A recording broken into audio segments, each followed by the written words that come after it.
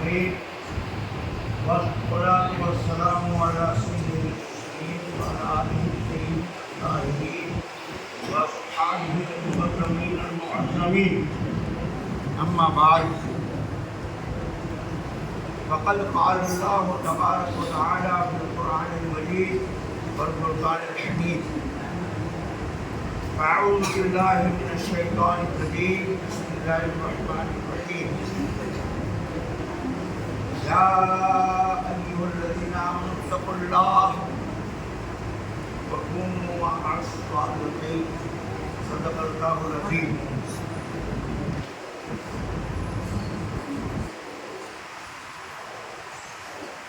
معقر و محترم علماء کرام، طلبا،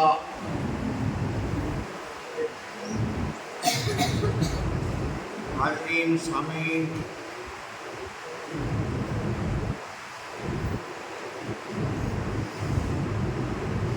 آئیے ہم اور آپ مل کر حضور رسالت مآب صلی اللہ علیہ وسلم کو پیغام ہدیہ صلوات و تسلیمات شریف پیش کرنے کی سعادتیں حاصل کر رہے ہیں.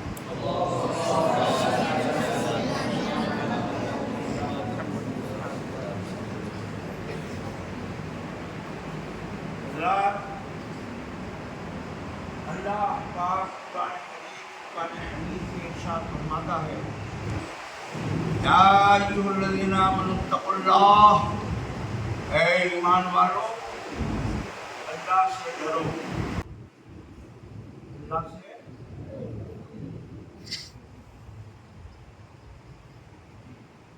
وَكُونُوا مَعَ الصَّادِقِينَ، اور سچوں کے ساتھ رہو.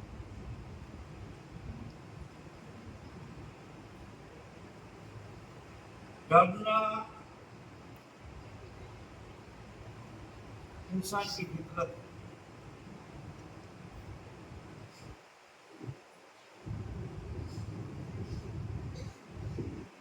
کوئی کم ڈرتا ہے، کوئی زیادہ ڈرتا ہے، اور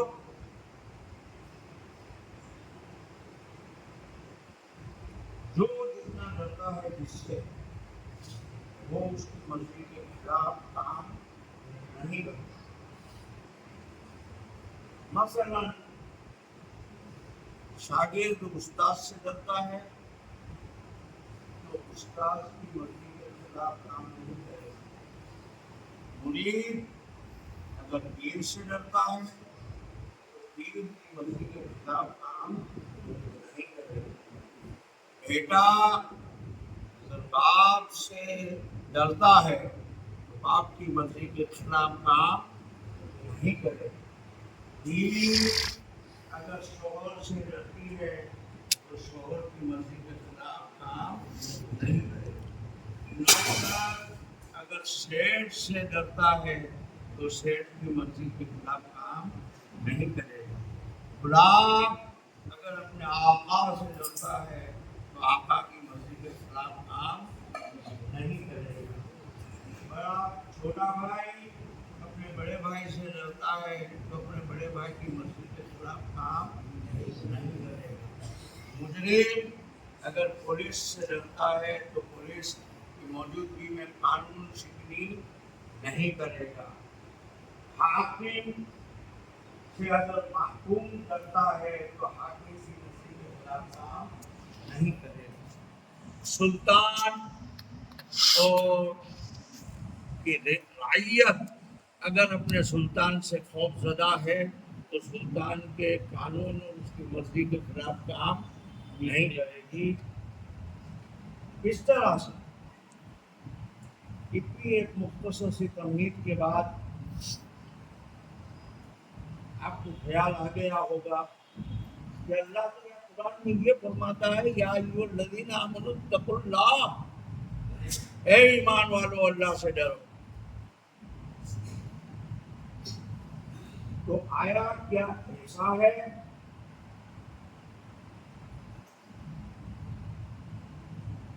استاد سے زیادہ ڈرتا ہے اور اللہ سے کم ڈرتا ہے شاگرد؟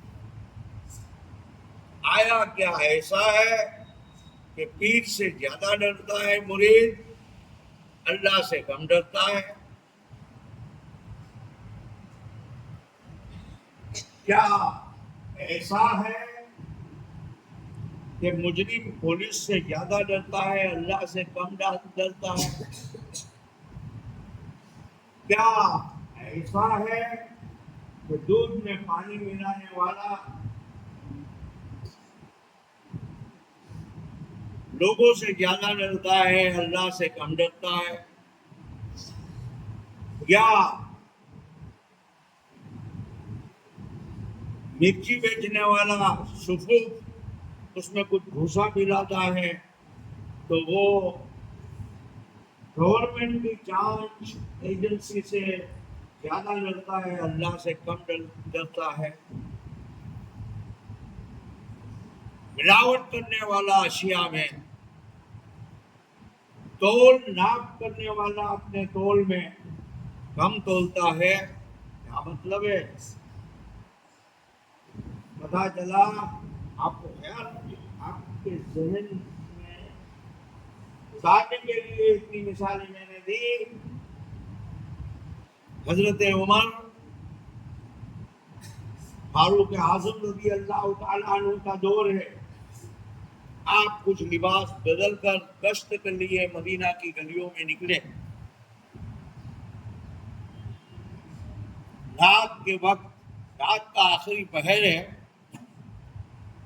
دیکھا کہ ایک مکان کے اندر سے کچھ گفت و شنید کی آواز آ رہی ہے تو آپ ٹھہر گئے، کان دھرا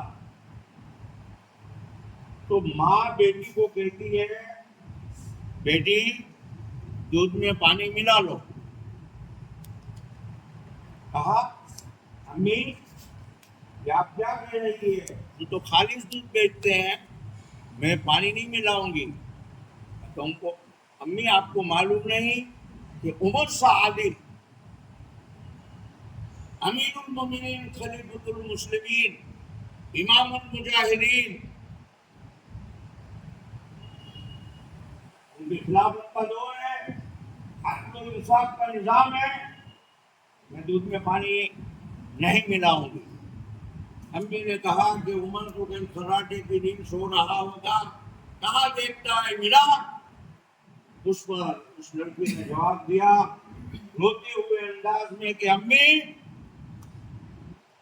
عمر سویا ہوگا لیکن عمر کا خدا جو سونے اور اڑنے سے پاک ہے وہ خدا مجھے دیکھ،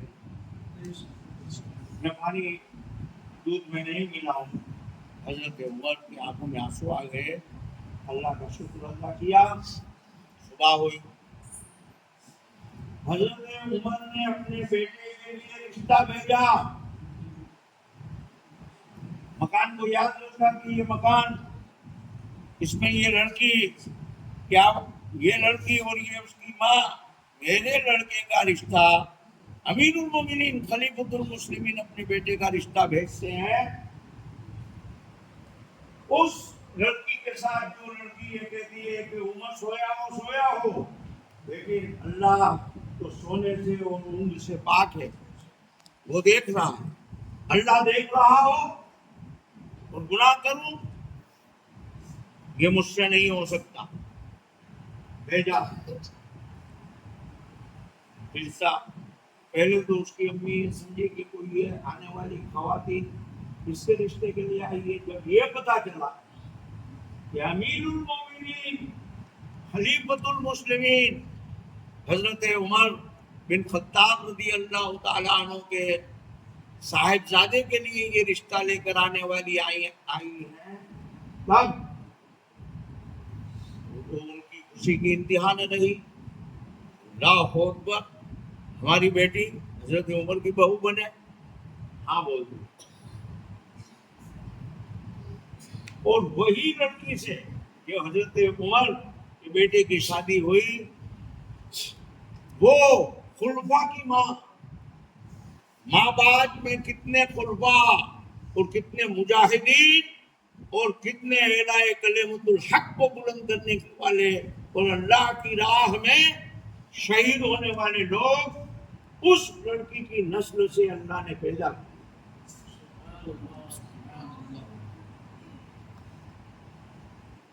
حضرت امام غزالی رضی اللہ تعالیٰ عنہ نے ایک حکایت نقل کی ہے، بصرہ سے کوفہ کی طرف ایک قافلہ رواں دواں تھا، اس میں ایک زبردستی کا عاشق ایک طرفہ عشق نہیں ہو جاتا، لڑکی کو پتا بھی نہیں کہ دیکھ لیا ہوگا، پرہیزگار باپ کی بیٹی تھی، نیکوکار باپ کی بیٹی تھی، کہیں ایک لڑکے نے دیکھ لیا، اب اس کے عشق میں دم بھرنے لگا، اس کو پتا چلا کہ قافلہ بصرہ سے کوفہ کی طرف جا رہا ہے اور اس میں وہ لڑکی سفر کرنے والی ہے، تو خود بھی سفر میں شامل ہو گیا کہ میں بھی چلوں تاکہ میری محبوبہ میری معشوقہ کا ایک جلوہ دیکھنے مجھے مل جائے، جھلک دیکھنے مل جائے۔ لڑکی کو پتا نہیں، قافلہ چل پڑا، وہ ایک طرفہ عشق کرنے والا وہ بھی اس قافلے میں تھا۔ جب قیام پذیر ہوا قافلہ، رات کا وقت ہوا،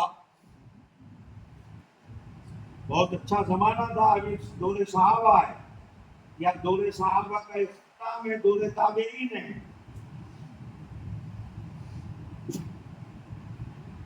مستورات کے لیے الگ خیمہ، جینٹس کے لیے الگ، کچھ پہرے گیر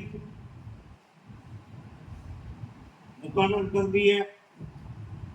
اب اس نے اتفاق کہ وہ لڑکی مستورات کے ساتھ، عورتوں کے ساتھ کنارے پہ سوئی ہوئی، اور سونے کے پہلے کی دعائیں اور قرآن کی تلاوت وغیرہ وہ کر رہی، آنکھیں بند ہیں اور اس کے معمولات وہ پڑھ رہے، اتنے میں دبے پیر سے سفر کی تھکان کی وجہ سے تمام گہری نیند میں جا چکے تھے، مستورات اور رجال، جینٹس اینڈ لیڈیز سب سو گئے تھے، اور یہ اس مستورات کے خیمے میں دبے پاؤں سے پہنچا۔ وہ پہنچا تو جیسے ہی خیمے میں گھسا تو پہلے ہی وہ لڑکی تھی، تو ابھی جگ رہی تھی۔ اس نے کہا اے جوان کیا کر رہا ہے، یہ مستورات کا تم بھول گئے ہو، شاید پاس میں مردوں کا خیمہ ہے، یہاں کہاں آ گئے؟ اس نے کہا چپ ہو جاؤ ورنہ بے عزتی ہو جائے گی، سب جگیں گے، کیا کہیں گے، آؤ ذرا باہر نکلو، عشق کی آگ کو بجھاؤ، گناہ کی دعوت دے رہا ہے۔ لڑکی نکلی، اللہ میری لاج رکھ لے۔ شاعر نے کہا ہے بگڑتی ہے جب ظالم کی نیت، نہیں کام آتی دلیل اور حجت۔ شہوت کا غلبہ ہے، گناہ کا ارادہ ہے، لڑکی باہر آئی۔ اب جب لڑکی کا ہاتھ پکڑا اس نے تو لڑکی نے ہاتھ چھڑایا اور کانپنے لگی۔ کہا ایک کام کر، مجھے نماز پڑھ لینے دے، میں باوضو ہوں، تو نماز پڑھ۔ 2 رکعت نفل پڑھے، لڑکی نے دعا کی، پھر وہ آگے بڑھا، کہا کہ نوجوان سن، تیرے نزدیک کوئی ایسا ہے جو ہم کو نہ دیکھتا ہو؟ بولے میں نے صاحب جات دیکھا ہو، کوئی دیکھ نہ لے۔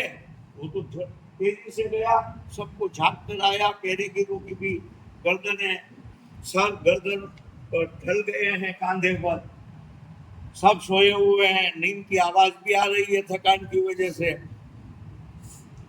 بولے سب سو گئے ہیں، اور تیرے نزدیک کوئی ایسا ہے جو نہ کبھی سوتا ہے نہ کبھی اونگتا ہے؟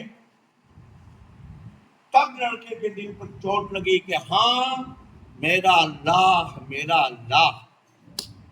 تو کہا نادان نوجوان، اپنے جیسے انسان دیکھتے ہو تو تو گناہ سے بچے، اور وہ رب ذوالجلال، وہ عظمت والا خدا، وہ بزرگی اور تقدس والا پروردگار ہم کو دیکھ رہا ہے، اور ہم گناہ میں ملوث ہوں، اس کے دل پر یہ جملہ تیر کی طرح چبھ گیا. خوف خدا خشیت ربانی میں تڑپ گیا اور سجدے میں جا کر گناہ کی معافی چاہنے لگا, رونے لگا.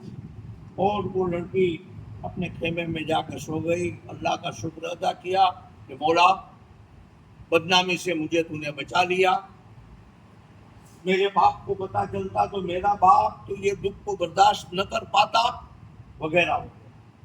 لیکن خوف خدا میں جو خشیت ربانی سے جو دل میں سوراخ ہوا تھا, صبح ہوئی, کہا کہ اب مجھے کوفہ نہیں آنا ہے, مجھے بصرہ جانا ہے. وہ چل دیا واپس. لیکن جو عشق الہی کا جو گھاؤ اس کے دل میں لگ گیا تھا وہ مرض بڑھتا گیا. اس کا باپ جوان لڑکے کا پریشان ہوا کہ میرے جوان بیٹے کو کیا ہو گیا. اطباء بلائے گئے, حکیم بلائے گئے, مرض بڑھتا گیا جو دوا کی. اور آخرکار وہ لڑکا دار فانی سے دار بقا کی طرف رحلت کر گیا. بصرہ کے بہت سے لوگ اس میں شامل ہوئے, تدفین انجام پائی. بزرگ لوگ بھی تھے, علماء بھی تھے, اولیاء بھی تھے, بڑے بڑے لوگ شامل ہوئے اس کے باپ کے تعلقات کی وجہ سے. یا اس زمانے میں تو عام رواج تھا, لوگ شامل ہوتے تھے جنازوں میں. آج لوگ بوریت محسوس کرتے ہیں, وہ الگ چیز ہے. ایک بزرگ نے خواب میں دیکھا, تدفین کے بعد رات کو خواب میں ایک اللہ کے ولی نے دیکھا کہ وہ جوان لڑکا جس کو دفنایا ہے وہ جنت کے اور نعمائے جنت کے مزائے لٹ رہا ہے. وہ جنتی لباس پہنے ہوئے ہیں, جنتی حلہ پہنے ہوئے ہیں اور جھولے پر جنت میں جھول رہا. بزرگ نے کہا کہ کون سے عمل کی وجہ سے تجھے اللہ نے بخش دیا؟ تو لڑکے نے کہا کہ خوف خدا سے, گناہ سے بہت قریب ہو گیا تھا, گناہ سے بہت قریب ہو گیا تھا, لیکن اللہ کے خوف سے میں جو پلٹ آیا, یہ ادا اللہ کو اتنی پسند آئی کہ اللہ نے میری مغفرت و نجات کر دی.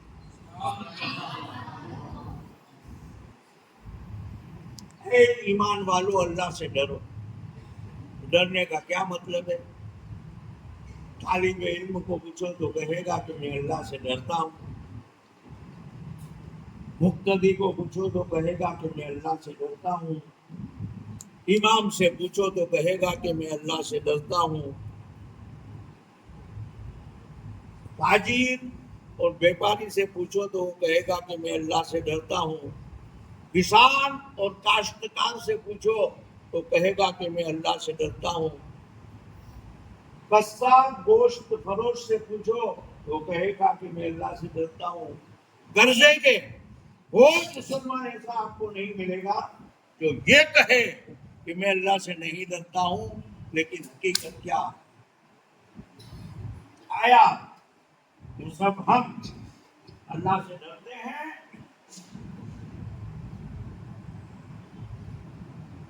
اگر ڈرنے کا کیا مطلب ہے تو مفسرین اکرام نے جو اس کی تفسیر کی ہے, اوامر پر عمل, نواہی سے اجتناب, یہ اللہ سے ڈرنا. تقویٰ کا کیا معنی؟ پرہیزگار, گناہ سے اپنے آپ کو بچانا اور فرائض و واجبات کی پابندی کرنا, سنت کے مطابق زندگی گزارنا. تو اب مطلب کیا ہوا؟ یا ایھا الذین آمنوا اتقوا اللہ, اے ایمان والو اللہ سے ڈرو. اقیموا الصلاۃ, 5 وقت کی نماز پڑھو. اللہ سے ڈرو. وآتوا الزکاۃ, صاحب مال ہو تو زکات دو. اللہ سے ڈرو. اتموا الصیام الی اللیل, راتوں تک اپنے روزوں کو پورا کرو, رمضان کے روزے رکھو. اللہ سے ڈرو. للہ علی الناس حج البیت من استطاع الیہ سبیلا, صاحب استطاعت ہو تو حج کرو. اللہ سے ڈرو. وبالوالدین احسانا, ماں باپ کے ساتھ حسن سلوک کرو، اللہ سے ڈرو، وقولوا قولا سدیدا، پکی اور سچی بات بولو، اللہ سے ڈرو، جس کو عدل انصاف کے ساتھ آپ کی زندگی گزارو، اللہ سے ڈرو، ولا تقربوا الزنا، زنا کرنا تو بہت بڑا گناہ ہے، زنا کے قریب بھی نہ جاؤ، اللہ سے ڈرو، لا تاکلوا الربا، سود نہ کھاؤ، اللہ سے ڈرو، جھوٹ نہ بولو، لعنت اللہ علی الکاذبین، جھوٹے پہ اللہ کی لعنت ہے، اللہ سے ڈرو، سور کا گوشت نہ کھاؤ، جوا نہ کھیلو، شراب نہ پیو، اللہ سے ڈرو، غیبت نہ کرو، اللہ سے ڈرو، مومنوں سے بدگمانی نہ کرو، ان بعض الظن اسم، بعض گمان بھی گناہ ہے، اللہ سے ڈرو، بڑوں کی عزت کرو، اللہ سے ڈرو، چھوٹوں پر شفقت کرو، اللہ سے ڈرو، علم دین فرض علوم کو خیر و خوبی کے ساتھ پڑھو، اللہ سے ڈرو، پڑوسیوں کے ساتھ حسن سلوک کرو، قرضے کے جو جو چیزوں کا اللہ رسول نے حکم دیا ہے ان چیزوں پر عمل کرو، اور جن جن چیزوں سے اللہ رسول نے روکا ہے ان چیزوں سے رک جاؤ، یہ ہے اللہ سے ڈرنا۔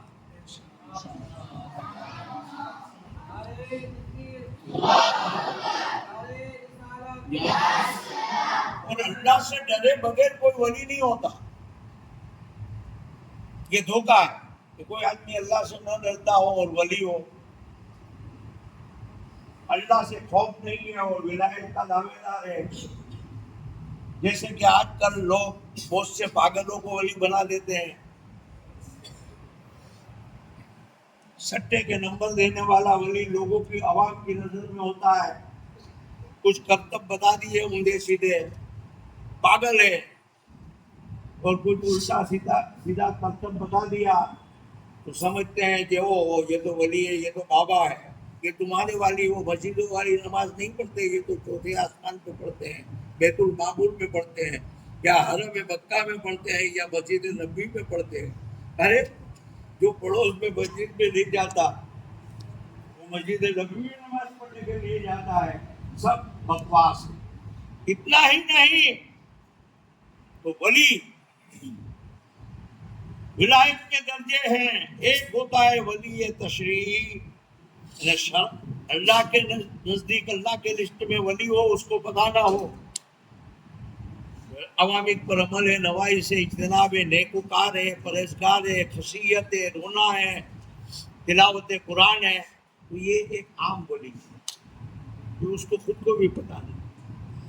اس کے اوپر کے درجے والا اہل حقوق اور اہل حضور، جو ہما وقت اس کے قلب کے اندر فنا رہتا ہے اور خشیت ربانی، انوار الہی، انوار و تجلیات الہی میں گم رہتا ہے، یہ اس کے اوپر کے درجے کا ولی۔ پھر لطائف ستہ، جس کے مذکور ہو گئے ہوں، یہ 6 لطائف یہاں ہیں سینے میں، اس سے نور کے اندر ہما وقت 6 لطائف ڈوبے ہوئے ہوں اور رب کی طرف اس کا میلان ہو، یہ اس کے اوپر کے درجے کا ولی۔ اگر یہاں سے نور کے فوارے نکلنے لگے اور دوسرے کے سینے میں جانے لگے تو یہ اس سے اوپر کا ولی۔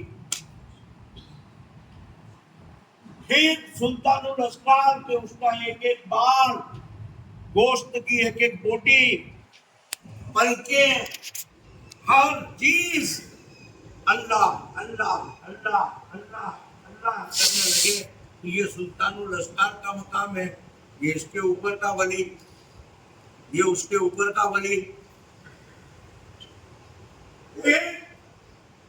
جو اس مقام پر پہنچا کہ فنا اور بقا کے دھاروں کو عبور کرتے ہوئے بقا اور بقائے اتم تک پہنچا، تو اب وہ ایسا ولی بنا کہ جس کا ہاتھ پکڑے گا اور اس کے اوپر فیضان اپنا روحانی ڈالے گا اس کو بھی ولی بنا دے گا، تو یہ اس کے اوپر کے درجے کا ولی۔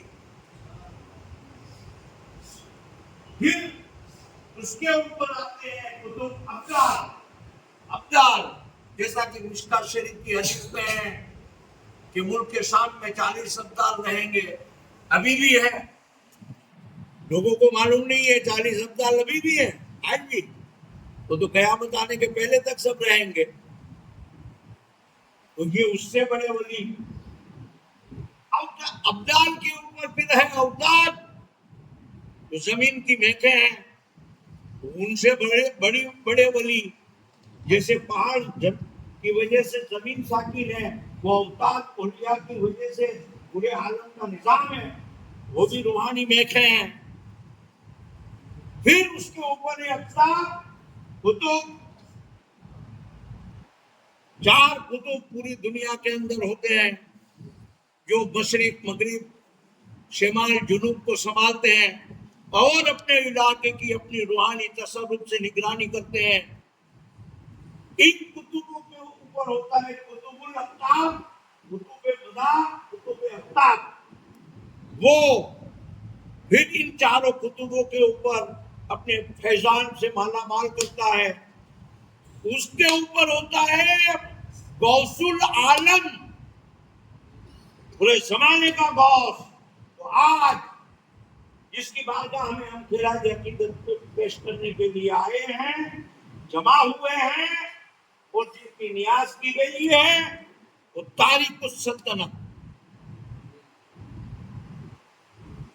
مخدوم سمنا، جس نے اتنی بڑی حکومت کو چھوڑ دیا اور جن کی رہنمائی حضرت خضر علیہ السلام نے فرمائی، اور ہزارہا مکہ مدینہ اور ایشیا، ایران، عراق اور ہندوستان کے اولیاء سے فیضیاب ہو کر 63 مرشدوں سے آپ نے بدرجہ عدم فیض کو پایا اور اس منزل پر پہنچے کہ اپنے زمانے میں وہ غوث العالم ہیں اور پوری دنیا کے اولیاء کے اوپر آپ کی نظر ہے۔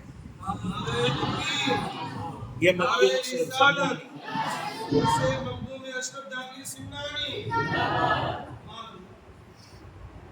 اب جیسے جسم کے اندر قبض اور بسط ہوتی ہے، جب بسط ہوتی ہے تو آدمی کو لوز ٹوائلٹ ہونے لگتے ہیں، جلاب ہو جاتے ہیں۔ قبض ہوتی ہے تو آدمی پریشان ہوتا ہے کہ قبض ہو گئی، کوئی دوائی کھاؤ، کھانا کھاتا ہے لیکن حاجت کا خیال، تو یہ پیٹ کی قبض ہے۔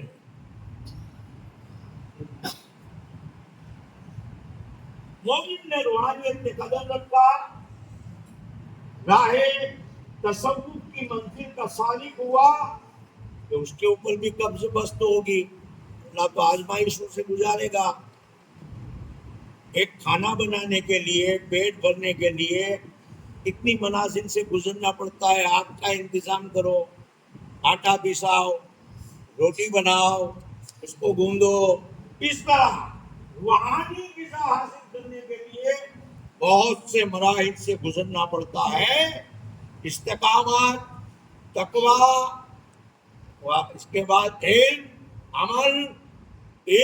عمل، تقویٰ، خوف، خشیت، صبر، شکر، تسلیم، رضا، یہ سب مراحل سے جو گزر جاتا ہے، تب جس طرح سے بھٹی میں پگھل کر سونا نرم ہو جاتا ہے اور پھر سنار چھوٹی آلے سے پتیاں بناتا ہے اور چھوٹی چھوٹی بھنگریاں بناتا ہے، اس میں نقش و نگار کرتا ہے، تب وہ ملیکہ کے گلے کی زینت اور ہار بنتا ہے۔ یوں ہی جو اس راہ کا سالک ہے اس کو امراض سے گزرنا ہے۔ غوث اعظم فرماتے ہیں کہ 3 میں سے ایک چیز نہ ہو وہ ولی نہیں ہو سکتا۔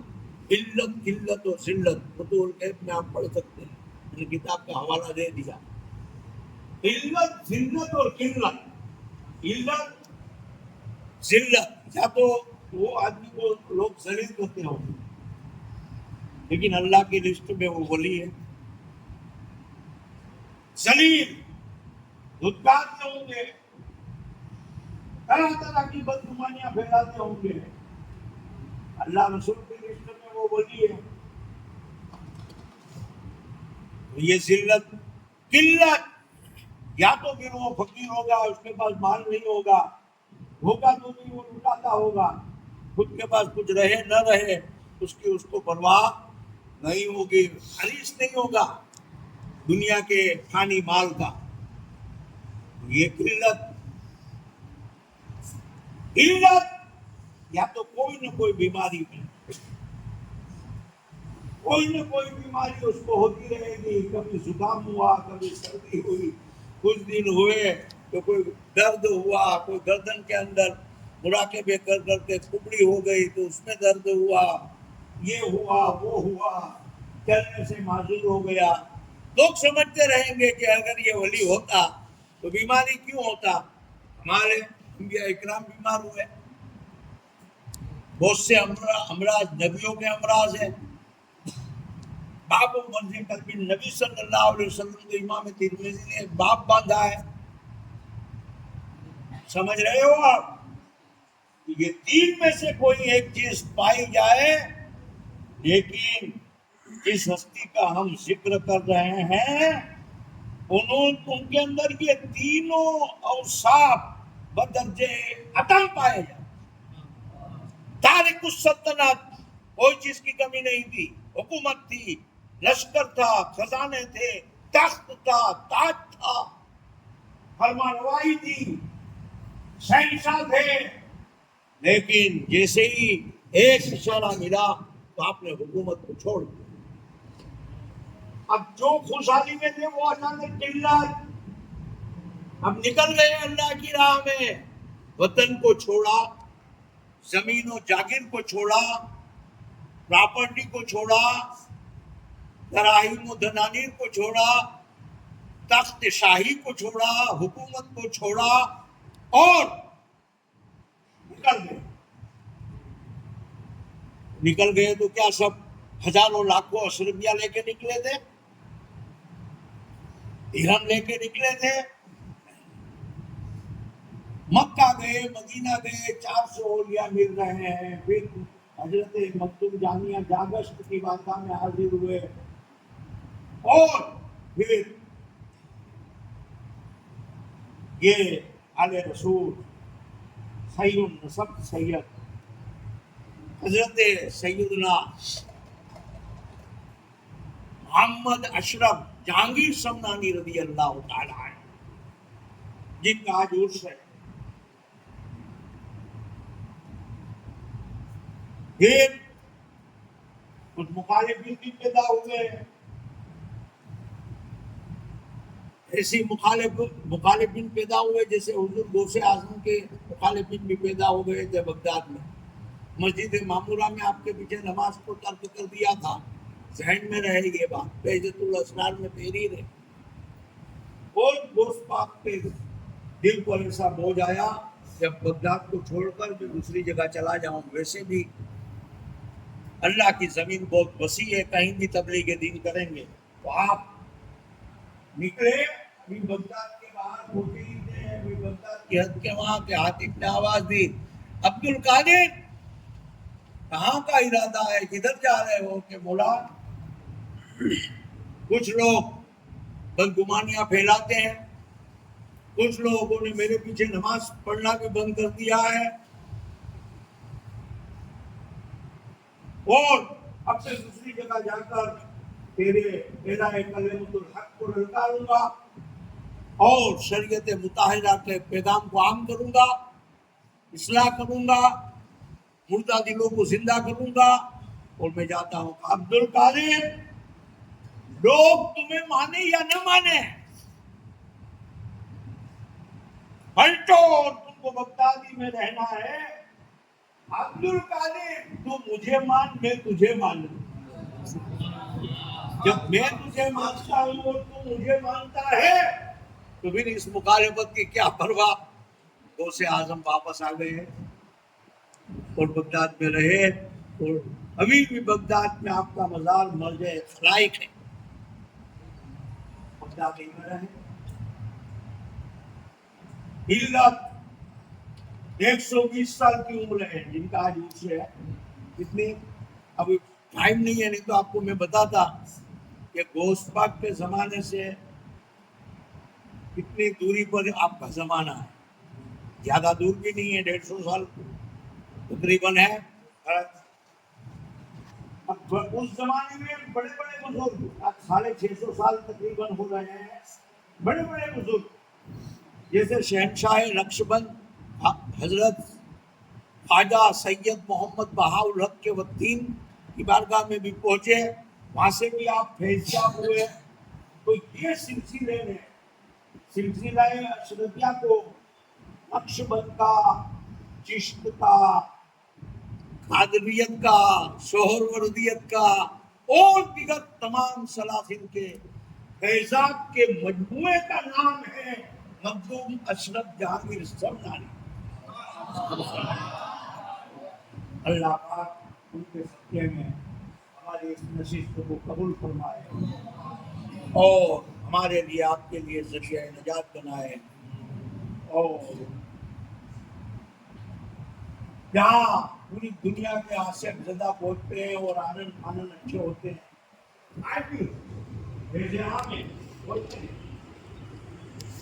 اللہ پاک ہم کو میزان سے مالا مال